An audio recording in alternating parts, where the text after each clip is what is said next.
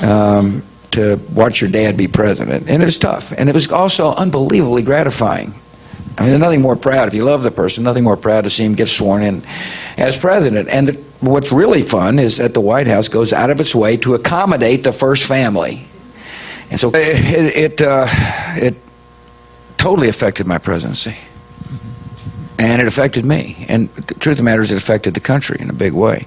You know, I put in there that, in the book, that many of the decisions that followed September the 11th were incredibly controversial, and but flowed from the fact, I mean, when I was looking at the kids after Andy Card, my role as your president became clarified, which was on Iraq. After 9/11, we had to look at the world differently. We could no longer kind of see a threat and do nothing about it. In other words, the consequences of the attack, in which 3,000 people died on our soil, was that we had to preempt threats. We had to deal with them before they fully materialized. And we reviewed the world, and after the liberation of 25 million people in Afghanistan by removing the Taliban, Saddam was a threat. He's a sworn enemy of the United States. He cheered the publicly. We all thought he had weapons of mass destruction. After all, he had used them. Kicked out UN inspectors. In other words, he denied the world insight into what he was doing. And I decided to confront the threat before it fully materialized. But I did say that we've got to deal with it and put a big coalition together. And one of these guys, that when you say something, you better mean it.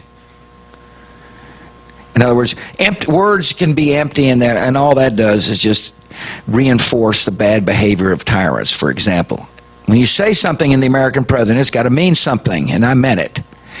And you'll read about a policy that's called coercive diplomacy. We had a diplomatic track, a robust diplomatic track on the one hand, but a military buildup on the others to make the diplomatic track work.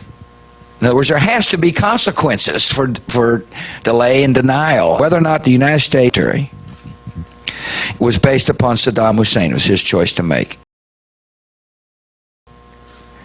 And for whatever reason, he didn't believe. Maybe it's because he's conditioned not to believe, but he didn't believe that the United States was serious about removing him.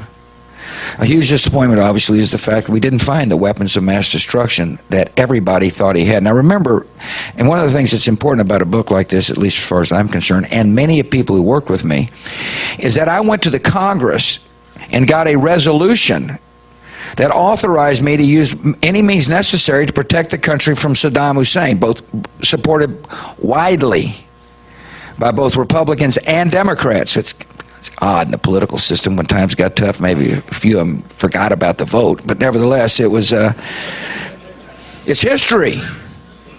And completely different by the way, when my dad tried to get his vote to remove Saddam Hussein from a country that Saddam invaded, Kuwait, it was like a 52-48 vote.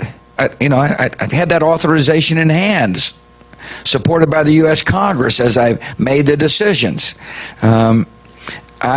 History oftentimes doesn't, analyze what the world would look like had a decision not been made. And I fully believe the world is a lot better off. I know 25 million Iraqis, or maybe 24.5 million Iraqis, are a lot better off without Saddam Hussein in power. The guys who stayed in power through brute force and torture, and his sons were unspeakably violent people. The human condition has improved greatly. Even though he didn't have the weapons we all thought.